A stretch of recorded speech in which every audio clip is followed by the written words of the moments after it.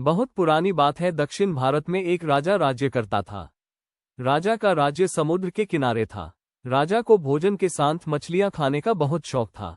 बिना मछलियों के राजा का भोजन अधूरा रहता था। एक बार की बात है, राजा के राज्य में बहुत तेज तूफान आया, जिसके कारण कोई भी मछुआरा मछली पकड़ने के लिए समुद्र में नहीं जा सका। उस दिन राजा को भोजन में मछलियां नहीं मिली, जिससे राजा बहुत उदास हो गया। राजा ने जब अपने मंत्रियों से इस बारे में पूछा तो उन्होंने बतलाया कि इतने तेज तूफान में समुद्र में मछली पकड़ने जाना अपनी जान पर खेलने के समान है, इसलिए कोई भी मछुआरा समुद्र नहीं जा रहा है। राजा ने घोषणा करवाई कि जो भी समुद्र से ताजी मछलियां लाएगा उसे मुंह मांगा इनाम दिया जाएगा। राजा की घोषणा सुनकर मछुआरों के मन में लालच तो आया, किंतु कोई भी मछुआरा अपनी जान जोखिम में डालने के लिए तैयार नहीं हुआ।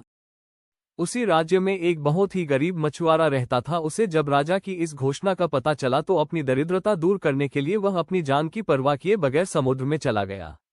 समुद्र में उसने जाल फेंका, जिसमें कई बड़ी बड़ी मछलियां फंस गई। मछुआरा मछलियां लेकर राजा के महल पहुंच, किंतु राजा के सैनिकों ने उसे महल में नहीं घुसने दिया।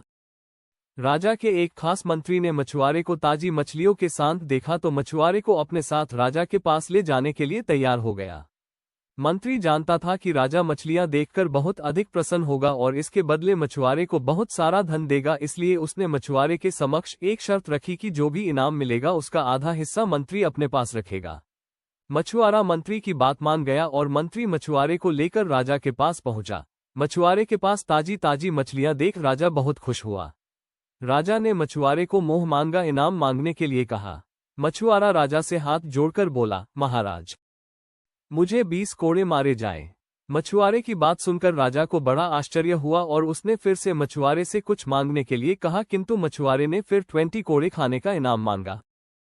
राजा ने अपने सैनिकों को बुलाया और मछुआरे को 20 कोड़े मारने का आदेश दिया। सैनिकों ने मछुआरे को कोड़े मारना शुरू किया। 10 कोड़े खाने के बाद मछुआरा राजा से बोला, महाराज, मुझे आप जो भी इनाम देंगे उसका आधा हिस्सा मुझे मेरे हिस्सेदार को देना पड़ेगा, इसलिए बाकी के 10 कोड़े मेरे हिस्सेदारी को दे दिए जाए। मछुआरे की बात सुनकर राजा को फिर आश्चर्य हुआ और राजा ने उसके हिस्सेदार का नाम पूछा। मछुआरा मंत्री की तरफ इशारा करते हुए बोला, महाराज, यही मेरे हिस्सेदार है। इन्होंने ही मुझे आपके पास लाने के बदले प्राप्त इनाम का आधा हिस्सा मांगा है। राजा ने मंत्री की ओर देखा तो मंत्री ने शर्म से अपना सर झुका लिया। राजा ने आदेश दिया कि बाकी की 10 कोड़े मछुआरे के हिस्सेदार को मारे जाएं। सैनिकों ने राजा के आदेश पर मंत्री को 10 कोड़े मारे। राजा ने मंत्री को उसके लालच के कारण अपने मंत्री पद से हटकर राज्य से बाहर कर दिया और मछुआरे को बहुत सारा इनाम देकर विदा किया। शिक्षा, राजा और लालची मंत्री की कहानी से हमें शिक्षा मिलती है कि लालच में आकर कभी भी किसी को अनावश्यक रूप से परेशान नहीं करना चाहिए।